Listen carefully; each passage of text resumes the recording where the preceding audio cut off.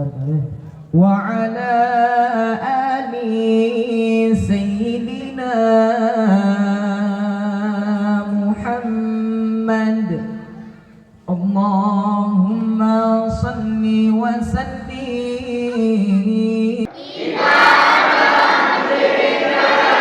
Takbir. Bismillahirrahmanirrahim. Assalamualaikum warahmatullahi wabarakatuh.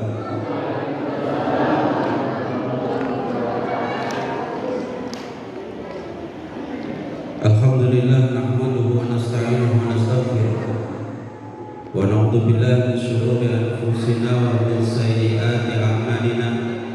May yahdihillahu fala mudilla lahu wa may yudlilhu fala hadiya lahu. Asyhadu an la ilaha illallah wahdahu la syarika lah wa asyhadu anna sayyidana Muhammadan abduhu wa rasuluh la nabiyya ba'dah. Allahumma shalli ala sayyidina Muhammadin wa ala alihi wa ashabihi ajma'in, amma ba'd. Yang kami hormati Bapak Ketua PKM Masjid Al-Furqan serta para pengurus yang hadir pada malam hari ini. Yang kami hormati segenap para ustadz yang hadir, kepada Ketua PKM Mushola Al-Munsif yang hadir, Ketua Panitia dan para panitia serta Bapak Ibu adik-adik yang hadir pada malam hari ini. Pertama, marilah bersyukur kepada Allah dengan mengucapkan alhamdulillahirabbil alamin atas limpahan nikmat dan karunia-Nya kepada kita semua. Pada malam hari ini bisa berkumpul di tempat yang mulia dengan suasana yang mulia untuk memperingati hari-hari yang mulia, yaitu malam Isra wa Mi'raj Nabi Muhammad sallallahu alaihi wasallam dalam keadaan sehat wal afiyat. Semoga yang hadir pada malam hari ini Allah sehatkan semua, Allah beri kesehatan, beri kemudahan dalam segala urusan, dan Allah jaga iman dan Islamnya sampai akhir hayat. Amin Allahumma amin Allahumma. Salawat beriring salam semoga selalu tercurah kepada Nabi Muhammad sallallahu alaihi wasallam yang selalu kita harapkan syafaatnya di hari kiamat. Bapak Ibu yang mulia, Isra wa Mi'raj Nabi sallallahu alaihi wasallam. Ngaji. Perhatikan ya. Ngaji. Di sini mau ngaji kan? Perhatikan sebentar, gak lama, paling 2 jam. Kalau kuat. Isra wa Mi'raj Nabi Muhammad. Isra itu artinya memperjalankan malam. Apa? Memperjalankan perjalanan malam. Mi'raj naik. Mi'raj artinya perjalanan malam Nabi dari Mekah menuju Madinah, Palestina. Kemudian Mi'raj naik dari Masjidil Aqsa Palestina sampai ke Sidratil Muntaha. Allah abadikan dalam Al-Quran yang dibaca oleh Akida tadi. A'udzubillahi minasyaitonir rajim. Bismillahirrahmanirrahim. Subhanalladzi asra bi'abdihi laylan minal masjidil haram ilal masjidil aqsa alladzi barakna hawlahu linuriyahu min ayatina innahu was-sami'ul basir. Maha suci zat yang memperjalankan hambanya. Hamba dimaksud di sini siapa Bapak Ibu? Nabi Muhammad yang memperjalankan malam hambanya dari Masjidil Haram menuju Masjid Masjidil Aqsa. Perjalanannya kapan? Lailan. Ini saya terangkan sedikit ayat ini, semoga sedikit yang saya terangkan ini bisa diingat sampai nanti. Banyak yang berbeda pendapat. Ada dua pendapat. Nabi itu perjalanannya itu Nabi langsung atau rohnya Nabi? Saya tanya, Bapak Ibu yang melakukan perjalanan itu rohnya Nabi saja atau jasadnya Nabi pun juga ikut? Hah? Siapa yang bilang rohnya ini? Kalau kita melihat ayat ini, itu sudah tahu jawabannya.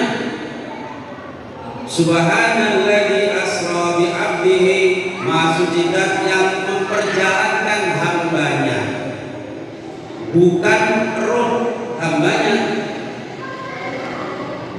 Kalau tadi yang diperjalankan Allah itu rohnya Nabi Muhammad, di Al-Quran sudah dikasih Subhanalladzi asra bi ruhi 'abdihi. Tapi ternyata di Al-Qurannya Subhanalladzi asra bi 'abdihi. Artinya yang diperjalankan Allah itu memang langsung jasadnya Nabi Muhammad sallallahu alaihi wasallam. Lailan, di situ ada kata lailan. Lailan minal Masjidil Haram. Lailan itu artinya sebagian malam. Kalimat lailan itu tidak satu malam penuh, tapi cuma sebagian malamnya saja. Dari mana? Minal Masjidil Haram ilal Masjidil Aqsa. Ini saya cerita sedikit Bapak Ibu. Nabi itu sebelum diajak pergi naik buruk ini dari Masjidil Haram menuju Masjidil Aqsa, itu Nabi sebelumnya sudah dibedah oleh malaikat Jibril. Maksudnya dibedah kayak mana Ustaz? Dibersihkan. Nabi itu sudah dibedah sekira 4 atau 3 kali. Tertulis di dalam kitab Dardir Mi'raj, Nabi sewaktu kecil umur 4 tahun itu ketahuan sama kawan-kawan lainnya. Nabi dibawa 2 orang, kemudian ditidurkan, dibelah dadanya, dicuci pakai air zam-zam. Dicuci pakai airnya itu air zam-zam. Ini kejadian ketika Nabi dirawat oleh Halimah As-Sa'diyah. Yang menyusui Nabi waktu kecil siapa? Halimah As-Sa'diyah. Itu waktu umur 4 tahun. Dibedah. Yang bedah malaikat Bapak Ibu. Setelah selesai dibedah, dibalikkan lagi, cuma dibersihkan. Kemudian mendekati balik, Nabi juga dibedah lagi. Kemudian mau diutus menjadi Rasul, dibedah lagi. Yang terakhir ini mau diajak Isra Mi'raj. Makanya urutannya hadisnya, ketika Nabi duduk tertidur bersandar di Masjidil Haram, di Ka'bah, tahu-tahu didatangi malaikat Jibril, dan ada kawannya juga mengajak Nabi. Kemudian Nabi disandarkan, itulah dibelah, dibersihkan. Setelah dibersihkan, kemudian sadar Nabi, didatangkan buruk, barulah diajak perjalanan malam itu. Artinya apa? Ketika Nabi ingin dibawa ke tempat yang di situ Nabi bisa bercakap-cakap dengan Allah, maka dibersihkan terlebih dahulu. Mengisyaratkan kepada kita Bapak Ibu, kalau kita mau bercakap-cakap dengan Allah, kapan kita bercakap-cakap dengan Allah Bapak Ibu? di waktu sholat, maka harus bersih-bersih terlebih dahulu. Nabi mau diajak bercakap-cakap kepada Allah. Di mana tempatnya? Di Sidratil Muntaha. Oh, jadi di Sidratil Muntaha itu bukan tempatnya Allah, bukan. Sidratil Muntaha itu Nabi tidak berjumpa dengan Allah, tidak. Di situ tempatnya Nabi bisa bercakap dengan Allah, tapi Nabi tidak bertemu dengan Allah. Lupa Ustaz tahu, Nabi yang bilang, apa kata Nabi ketika ditanya, ya Rasul, apakah kau melihat Rabbmu? Nabi jawab, nur, fawqa nur, cahaya di atas cahaya, tak nampak dengan mata. Bukan berarti Nabi di Sidratul Muntaha itu di situ tempatnya Allah. Sekarang saya tanya begini, Bapak Ibu, Nabi Musa bisa bercakap dengan Allah di mana? Di Gunung Turi, di Gunung Turi Sinai. Watin demi watin, waturi sinin. Di Gunung Turi Sinai ini Nabi Musa bisa bercakap dengan Allah. Satu-satunya Nabi yang bisa bercakap dengan Allah waktu di bumi adalah Nabi. Ini jawab Bapak Ibu supaya nampak nggak ngantuk.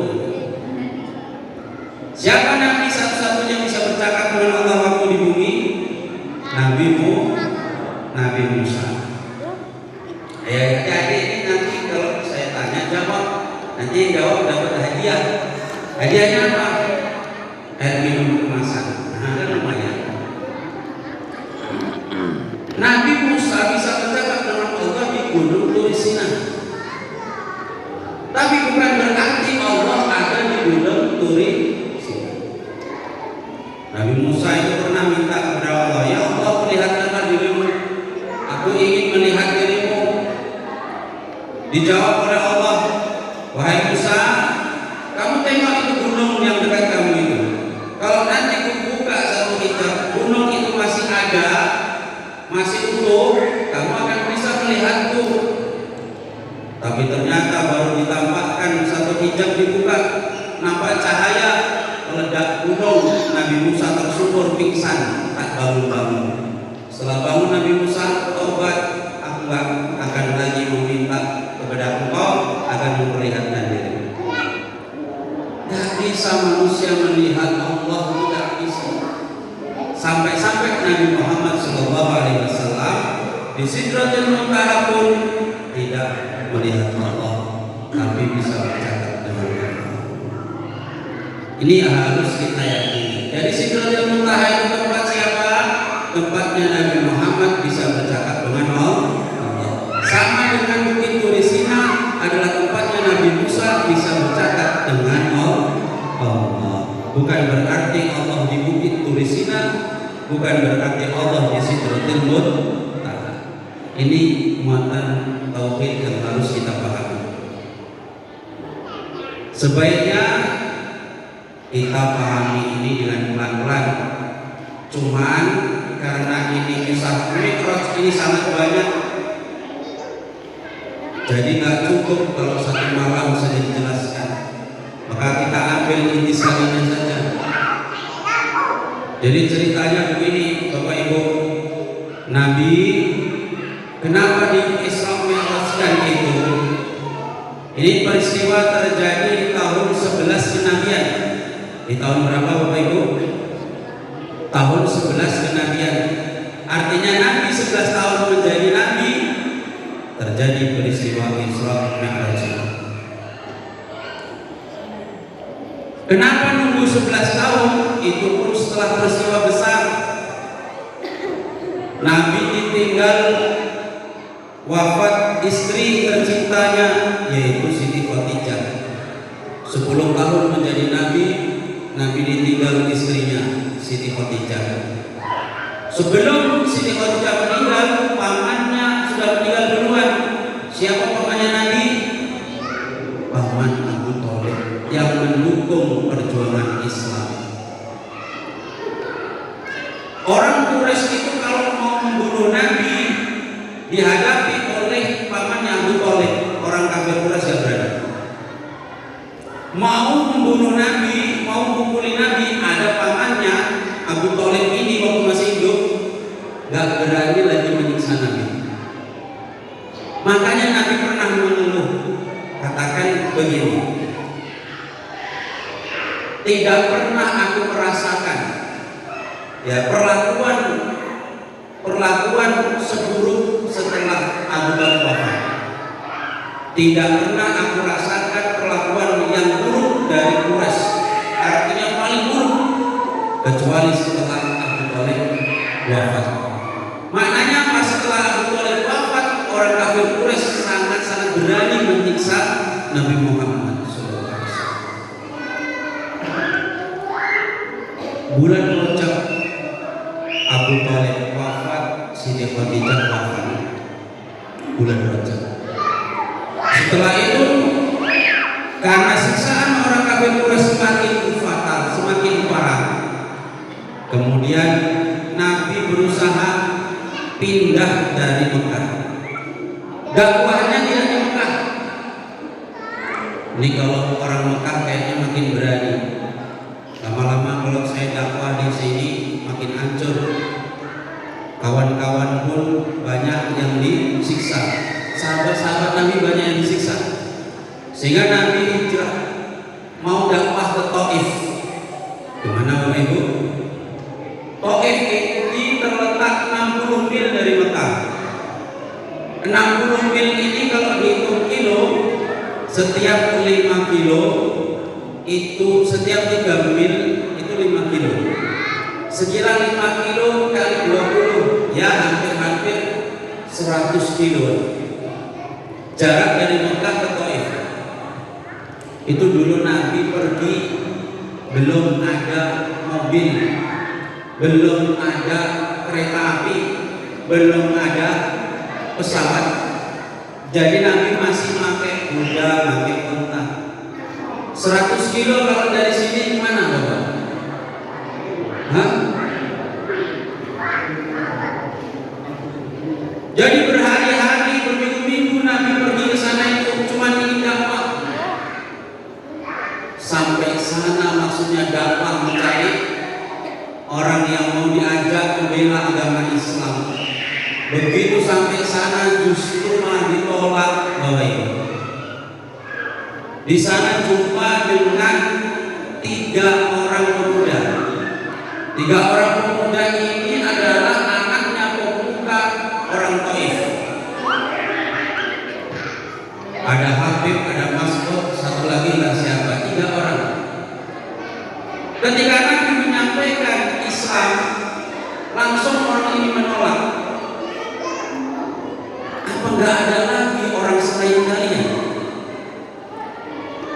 Kenapa Allah mengutus orang seperti kalian? Apa nggak ada lagi orang lain selain kalian? Yang satu lagi jawab, kalau kau memang benar-benar Nabi, berarti Allah benar-benar mengoyak kiswahnya Ka'bah. Yang satu lagi lebih pedih lagi, aku nggak maulah ngomong sama kalian. Belum tentu pun kau itu Nabi betulan. Kalau kau ngaku-ngaku Nabi, aku ngomong sama kalian, rugi kalian ngomong sama kalian, ditinggal Nabi. Ya sudah, kalau kalian tidak percaya sama aku cuma satu permintaanku, rahasiakan keberadaanmu di Taif ini. Gak dirahasiakan Bapak Ibu, dibilang-bilang. Ada orang yang ngaku Nabi 10 hari Nabi di Taif itu dijadikan bulan-bulanan orang Taif, dilempari batu, ditolak, dimaki. Akhirnya Nabi gak tahan, Nabi mau balik, ayo kita balik. Karena Nabi di situ cuma dikawani Zaid bin Harisah. Siapa Bu? Dikawani Zaid bin Harisah, masih budak pada waktu itu. Dilempari batu itu, Zaid bin Harisah melindungi Nabi. Kena lemparan batu itu ya Zaid itu yang menangis. Makanya banyak luka di kepala Zaid bin Harisah. Lari sampai 5 kilo dikejar-kejar orang Taif itu Bapak Ibu. Sampai pondok di di suatu tembok rumahnya Utsbah dan Rabi'ah. Namanya Utsbah dan Rabi'ah. Itu tembok rumahnya dipakai sembunyi oleh Nabi sama Zaid bin Harithah tadi. Bersembunyi di situlah aman sehingga orang Taif gak lagi mengejar-ngejar ini. Akhirnya orang Taif balik ke kota. Sambil berdarah-darah Nabi duduk di bawah pohon anggur. Nabi berdoa, ya Allah. Doanya Nabi itu sambil berdarah-darah, kakinya berdarah, ininya pokoknya itu nak lempar baju. Ya Allah, Engkau adalah Tuhan yang orang-orang yang lemah. Engkau adalah Tuhan yang orang-orang yang lemah. Ampunilah kekurangan diriku ini. Setelah ini kemana lagi Engkau akan mengirim aku? Apakah Engkau akan mengirim aku di tempat orang-orang yang jauh tapi perlakuannya juga tidak baik kepadaku? Orang-orang yang jauh di sana tapi juga bermuka masam kepadaku. Tapi tidak mengapa ya Allah, asalkan Engkau ridho kepadaku, aku akan tetap di jalan ini. Utsbah bin Rabi'ah melihat Nabi berdoa kayak gini, tersentuh dia, kasihan kali orang ini. Akhirnya Nabi karena berdoa kayak gitu terlihat oleh Utsbah bin Rabi'ah, kasihan Utsbah bin Rabi'ah, memanggil pembantunya, budaknya. Ada budaknya Utsbah bin Rabi'ah itu namanya Adas. Adas, kau ambil itu anggur, kau kasih ke orang yang berdarah-darah.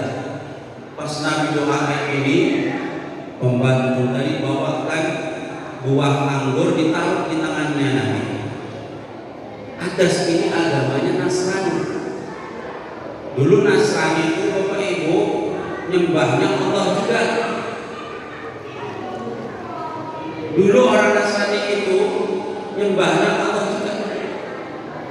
Ya, cuman naik sedikit gitu saja. Maka ketika dikasih anggur, Nabi makan anggur. Nabi baca Bismillah, Bismillah. Adas ini tadi budaya tahu. Penduduk Taif itu orangnya menyembah berhala.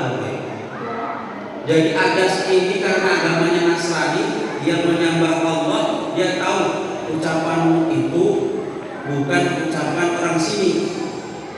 Kalau tadi menyebut apa? Bismillah, menyebut nama Allah. Itu tidak pernah diucapkan orang negeri Taif ini. Ya, memang dari Mekah. Oh, dari mana? Aku dari Ninawa. Oh, Nabi langsung tahu. Ninawa itu tempatnya saudaraku yang bernama Yunus bin Matta. Kata Nabi Muhammad, Yunus bin Matta adalah Nabi sama kayak saya juga. Karena Adas ini orang Nasrani, tahu kisah-kisah Nabi sebelumnya, makanya dia langsung tahu ini pasti Nabi. Tidak mungkin orang tahu Yunus bin Matta itu Nabi kalau tidak Nabi. Berarti orang ini Nabi. Sama Adas langsung diciumi kakinya, diciumi badannya semua. Nampak dari kejauhan.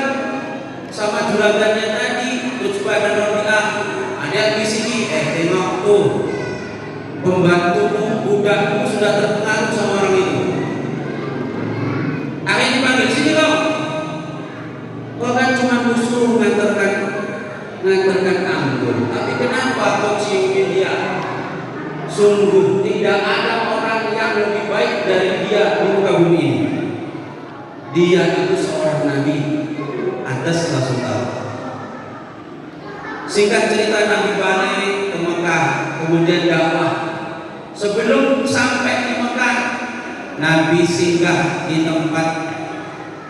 tempat itu belum jauh dari Taif. Malaikat Jibril datang kepada sama kawannya malaikat lain. Ada gumpalan mendung menaungi Nabi Muhammad. Dilihat ternyata malaikat Jibril datang membawa kawan. Apa kata malaikat Jibril? Wahai Muhammad, aku diutus Allah untuk mengajak dua malaikat penjaga gunung ini agar dia mempersilahkan diri untuk memerintah. Kamu perintah untuk apa saja di malaikat, silahkan. Maksudnya apa ini? Malaikat bilang yang jaga gunung, wahai Muhammad, wahai Rasulullah, Allah perintahkan aku untuk menuruti perintahmu. Kau ingin aku merintahkan aku meratakan orang Taif dengan gunung itu, akan aku lakukan. Kamu tinggal bilang iya, maka saya meratakan orang Taif dengan gunung. Maksudnya gunung itu mau dipindah, mau ditimpakan orang Taif. Apa kata Nabi? Tidak.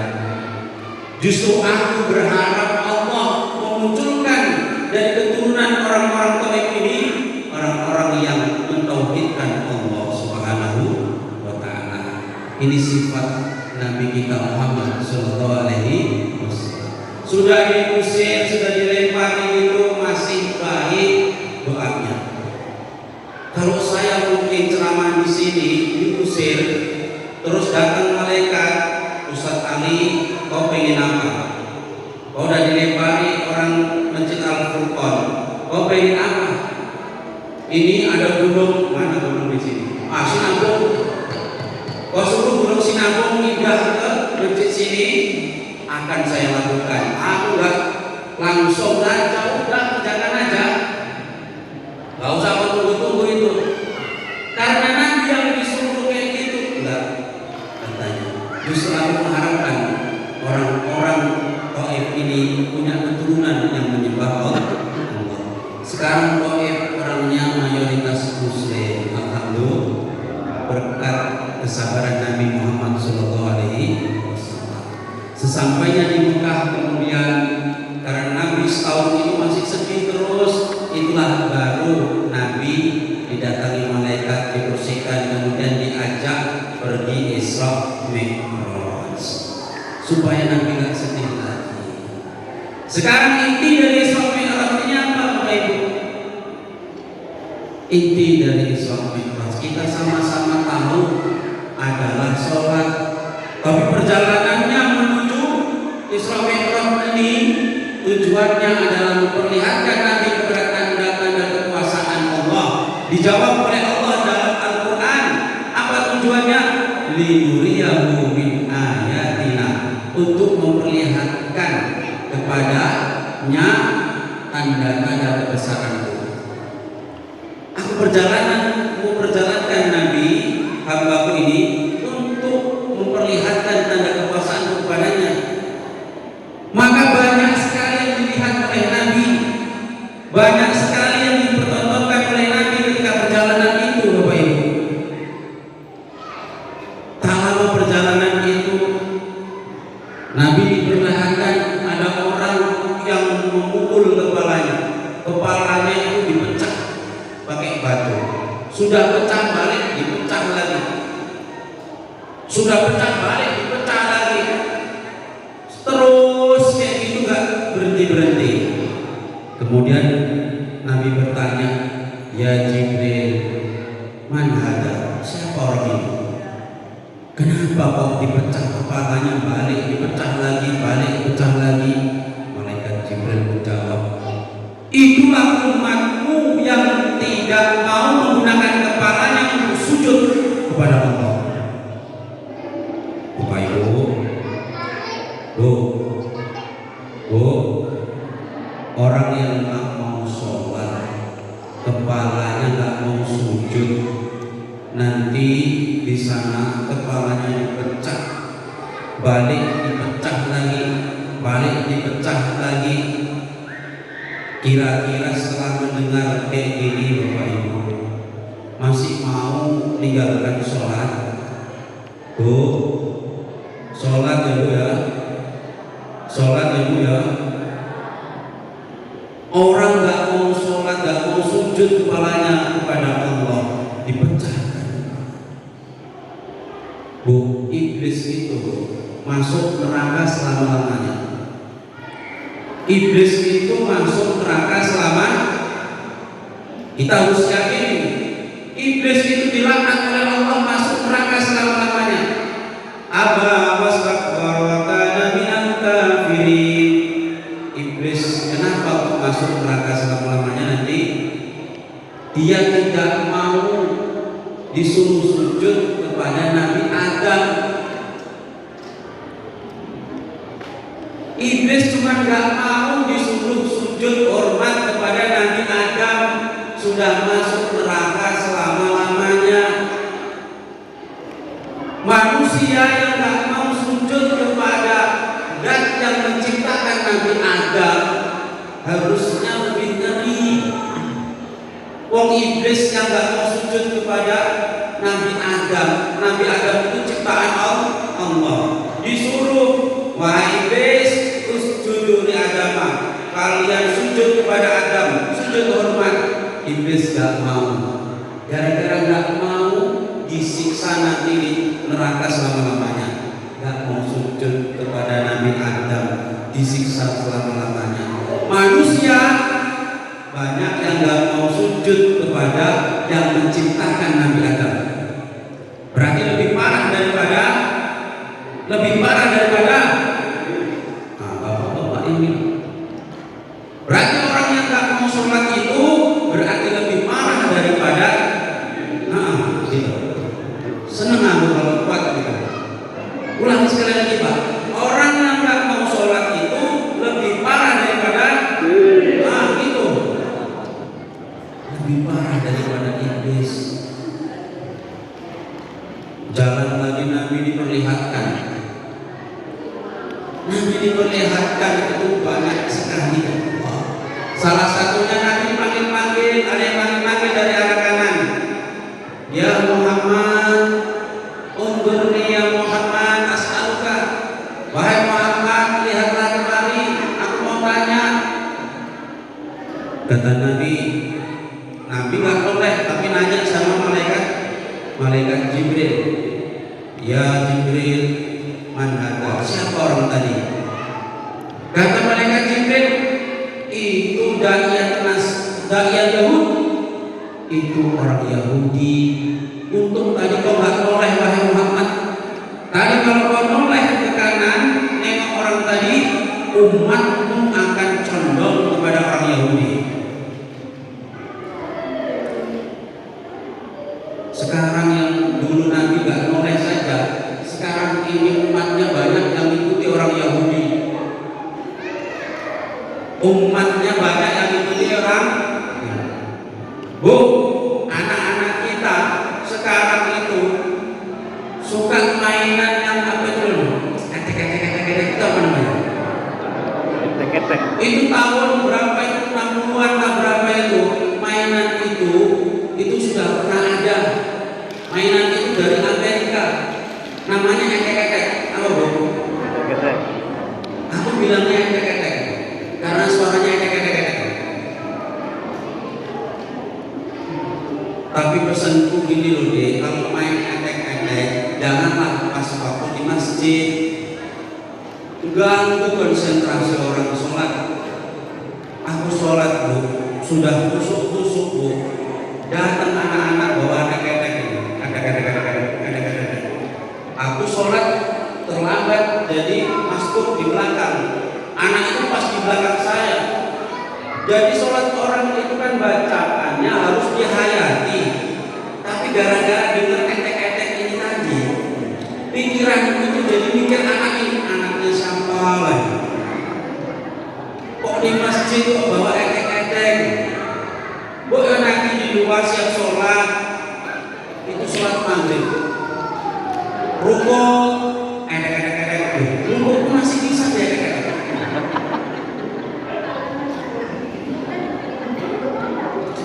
Jadi piye lah arep tak intip nanti sholat itu tidak kusuk.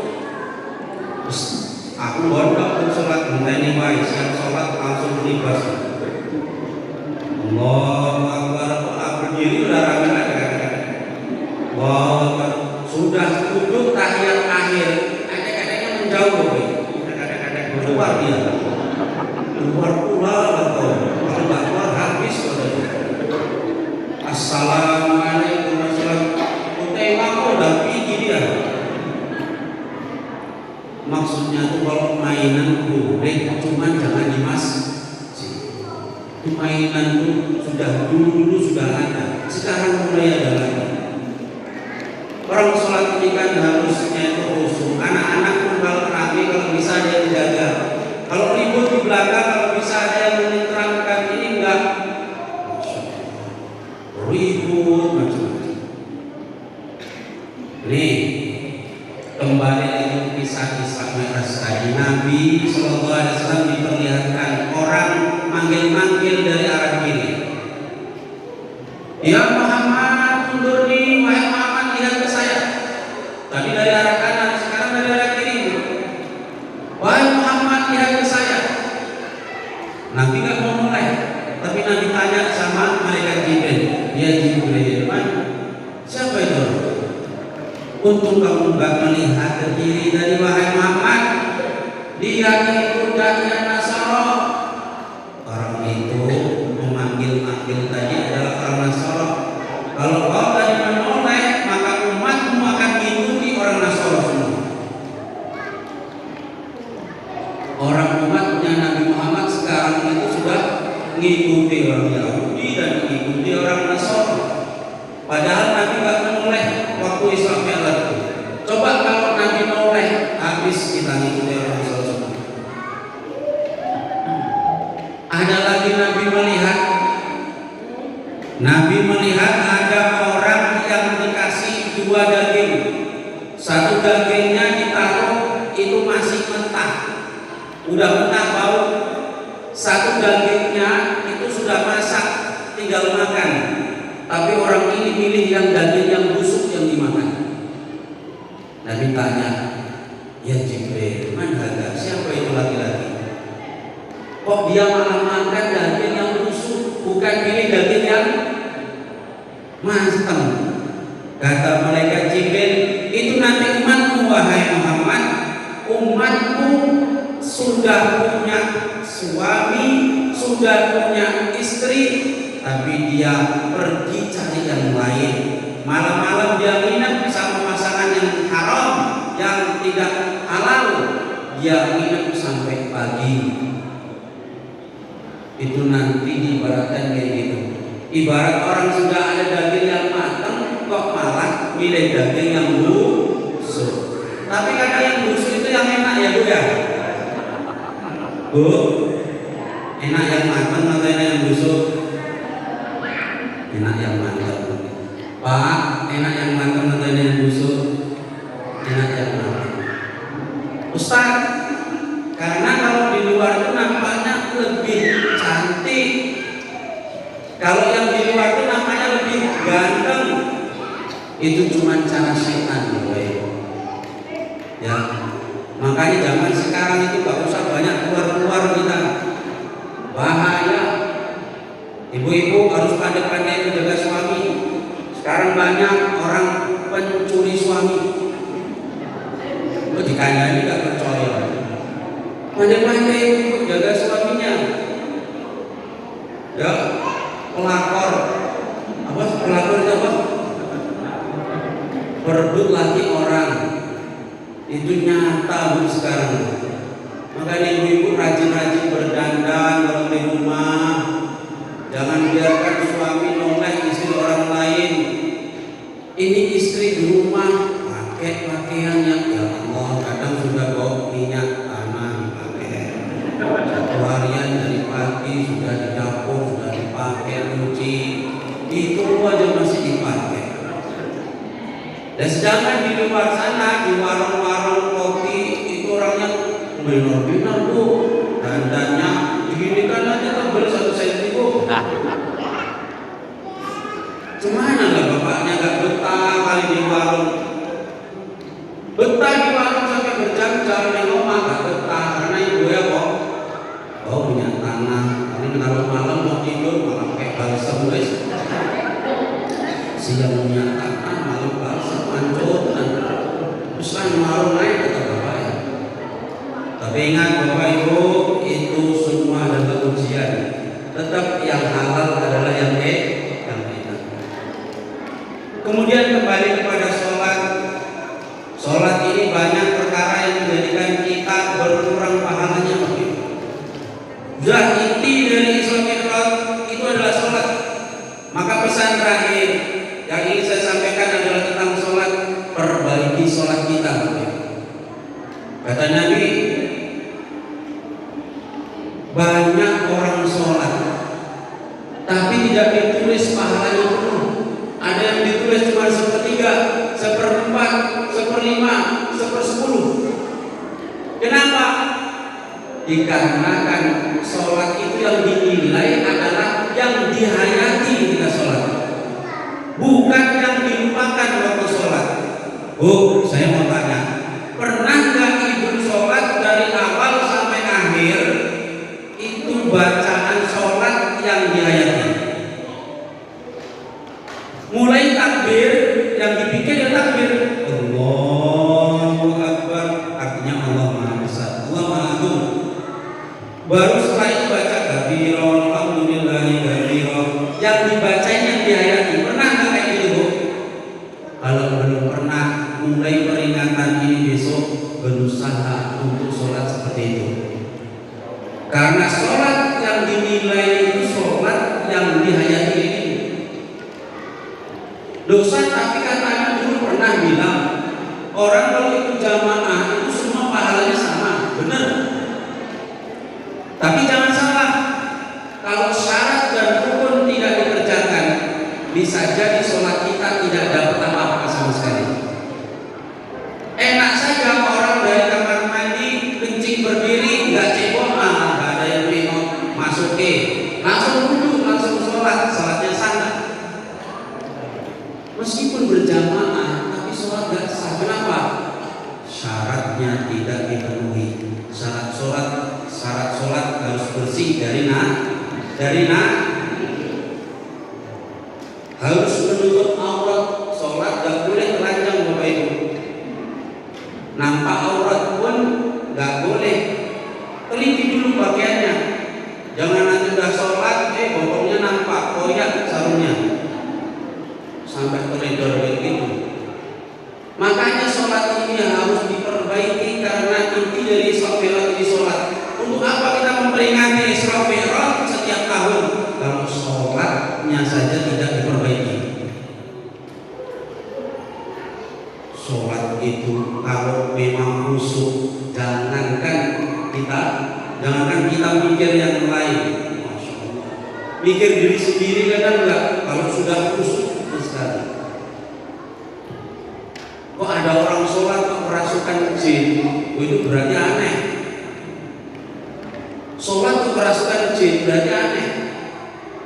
Dan sholat itu kan harusnya dia itu fokus bacaannya. Kalau sudah fokus jadi khusyuk, hatinya hanya ada Allah. Ini ada pernah orang sholat kerasukan jin. Ini cerita, tapi nggak cerita sama siapa-siapa. Ini rahasia. Dulu saya waktu masih di Jawa, saya santri, saya paling besar. Kadang-kadang menggantikan ustadz. Kalau Pak Yai Bigi, saya menggantikan ngajinya, ngaji kitabnya. Ganti Fakul Mu'in, ganti Batu Goreng, saya bacakan. Pas Pak Yai Bigi, santri yang perempuan ibu-ibu itu paling mudah kesurupan. Percaya nggak kesurupan? Bu, ibu percaya nggak kesurupan itu ada? Jadi kok menengi ngantuk Pak, kesurupan itu ada apa enggak? Pas sholat, udah takbir. Kalau yang imam itu biasanya santri laki-laki yang besar. Jadi pas sholat itu 2 anak di belakang nangis karena perempuan itu. Allahu Akbar. Bismillahirrahmanirrahim. Tahu di belakang nangis. Imam itu gemeter, hancur nangis. Kok sholat dicekek pula? Alhamdulillahirabbil alamin. Makin kuat nangis. Gemeter imam. Nangis bertambah jadi 3 orang. Berturut-turut kesurupan 1 tambah lagi 3. Rukuk di sambil ngintip imame. Tinggal aku gak jadi imam, aku main imam di tempat yang santri putra kan enak. Ketakutan ya. Selesai sholat langsung diruqyah. Itu padahal sholat tapi bisa kesurupan. Ternyata yang kesurupan ini santri putri yang gak ikut sholat. Dia lagi PMS, gak ngerti PMS kan? Pokoknya ngerti lato-lato sudahlah. Ini lagi santri lagi PMS, jadi dia ikut duduk dekat orang sholat karena di kamarnya itu agak merinding katanya. Jadi ikut duduk di belakang pintu sholat. Saking takutnya, rupanya malah kerasukan itu. Tak baca kewa, baca ini, azan, azan dibaca. Allah, telinga kanan diazani, telinga kiri dikomai. Umpan juga. Dia bisa baca ke sholawat dibaca ke. Bisa nangis saya. Ustaz dia bisa. Wes, nek ono kita baca ke Yasin. Yasin tak baca. Yasin wal Qur'anil Hakim. Innaka laminal mursalin. Mana yang kesurupan? Salah kan baca itu. Yang kesurupan itu tadi ikut ngaji yang benar-benar Yasin wal Qur'an. Kok pinter tenan jadi. Asli itu saya nggak ini kisah nyata saya sendiri. Ini kalau sholat kok sampai bisa kesurupan, bagaimana ketika tidak sholat? Makanya Bapak Ibu yang mulia, kalau sholat usahakan apa yang dibaca itu dihayati supaya pikiran kita tidak kosong. Ya anak-anak sekarang Masya Allah sholat main-main. Dulu sama kami pun kalau sholat segini main-main, tapi nggak kayak saya ini. Sholat itu koyo ngobrol biasa. Ini kalau sholat gak di ada yang jaga ya ini. Aku pun kayak gitu. Tadi ngobrol biasa, enak. Pernah jaga itu jaga hampir habis sampai karena hampir habis saya pun sholat. Waktu tinggal sedikit mau salam, dia pun sebenarnya ngobrol lagi. Berarti harus sampai siap dijagai. Gak bisa dilepas ada waktu kosong tanpa penjagaan. Itu anak-anak. Makanya kalau maghrib biasanya kan yang kami maghrib kalau bisa dijagai. Nanti kalau sudah tinggal satu rakaat ikut gak apa-apa, tak apa-apa. Lah tapi kan ketinggalan daripada kita terganggu sama anak-anak. Nggak boleh anak-anak diusir pun nggak boleh. Kalau diusir lebih marah nanti. Tapi harus dijaga, harus diarahkan. Ini tentang sholat. Jamaah yang mulia, Isra Mi'raj itu perjalanan yang sangat luar biasa oleh Nabi. Tapi kita harus yakini dengan iman. Saya mau tanya Bapak Ibu, pernahkah terbesit di dalam hati Bapak Ibu bahwa perjalanan Isra Mi'raj ini ada keraguan? Aku agak kurang percaya, San. Kenapa? Karena perjalanan Isra Mi'raj itu kan menembus waktu dari Mekah ke Palestina, itu jaraknya 1.600 km. Wes kono naik nanti ke langit, masuk cuma 2 jam 3 jam. Itu kan nggak masuk akal. Memang ini nggak bisa dimasukkan akal loh. Sama kayak sama Bapak Ibu saya ceritain, ada semut bisa pulang pergi ke Jakarta dalam 1 hari. Percaya Bapak Ibu? Rumah yang pemantau ya.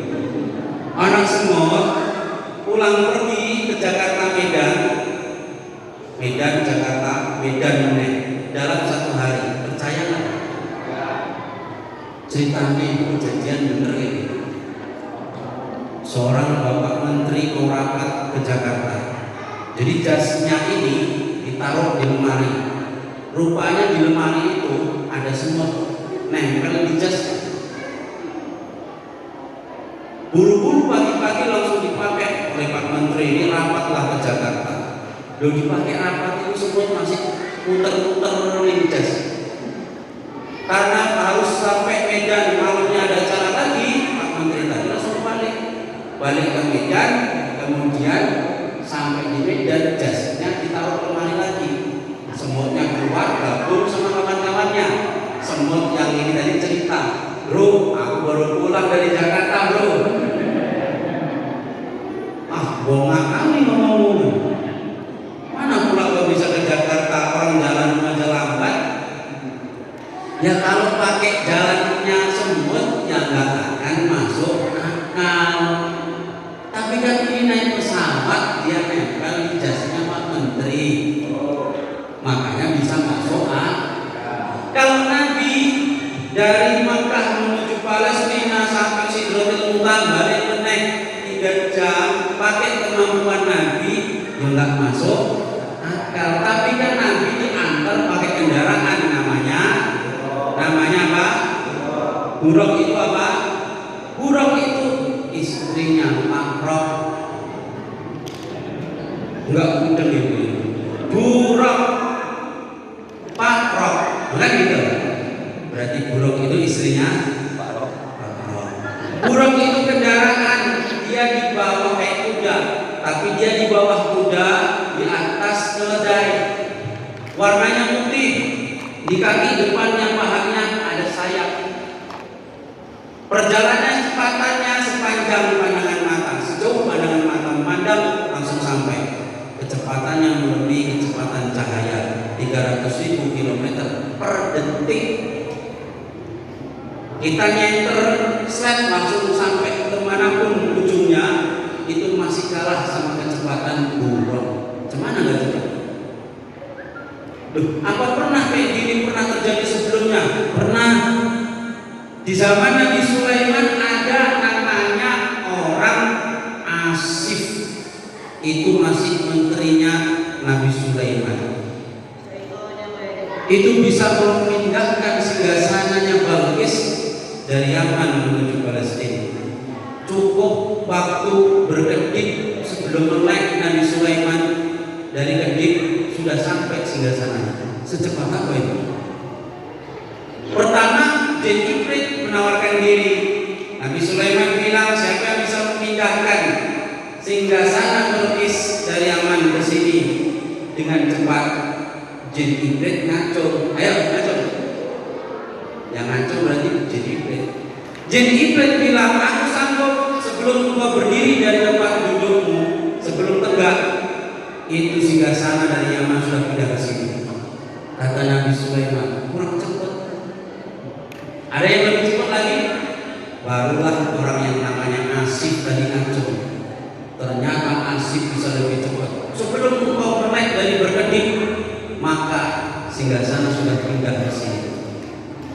Jadi di zaman dulu itu sudah pernah ada orang yang mempunyai kecepatan seperti itu. Jadi jangan heran, Ustaz, apakah zaman sekarang masih ada? Hanya Allah yang tahu. Kalaupun ada, kita nggak akan percaya, ya kan? Tapi kalau saya percaya saja, itu mungkin. Cuman kita belum pernah melihat begitu saja. Tapi kita harus yakin itu kekuatan dari Allah dan itu sangat mungkin. Hikmah keseluruhan dari sini, maka satu, sholat harus ditingkatkan kualitasnya.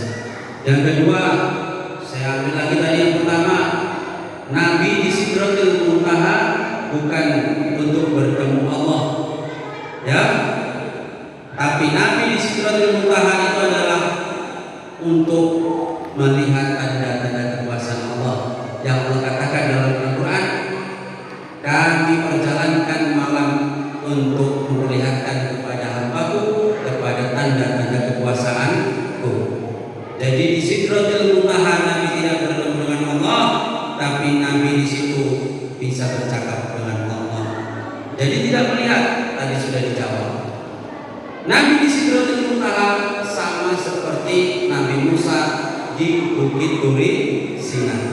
Di Bukit Turi Sina tempat Nabi Musa bercakap dengan Allah, di Sidratul Muntaha tempat Nabi Muhammad bercakap dengan Allah. Kemudian yang harus kita ambil hikmahnya dari perjalanan Isra Mi'raj ini adalah kita harus meyakini adanya kekuatan seperti makhluk, seperti apa makhluk jin, apa makhluk apa jin. Kita harus yakin itu. Ada cerita sedikit tadi jin ibrit. Kita harus yakini kekuatan gaib itu ada, jin itu ada, malaikat itu ada. Nah, ini meyakinkan anak-anak kita tentang kekuatan yang di luar kemampuan manusia. Ada makhluk lagi seperti jin, ada lagi makhluk seperti malaikat. Ini harus kita yakinkan kepada anak-anak kita supaya anak kita yakin kepada yang gaib. Nah, demikian mungkin bisa disampaikan. Terima kasih atas segala perhatian. Mohon maaf atas segala kekurangan. Bila ada salah itu pasti dari sini saya. Jika ada benar pastilah dari Allah SWT. Usikum wa nafsi bi taqwallah. Wassalamualaikum warahmatullahi wabarakatuh.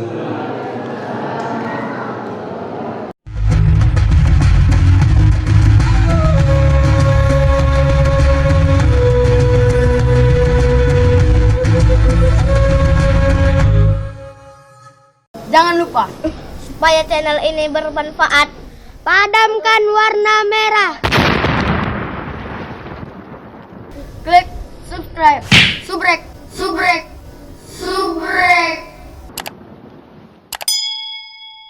Kalau suka, like. Jangan lupa bagikan ke sahabat dakwah dengan cara share video ini. Komen di bawah ini ya teman-teman.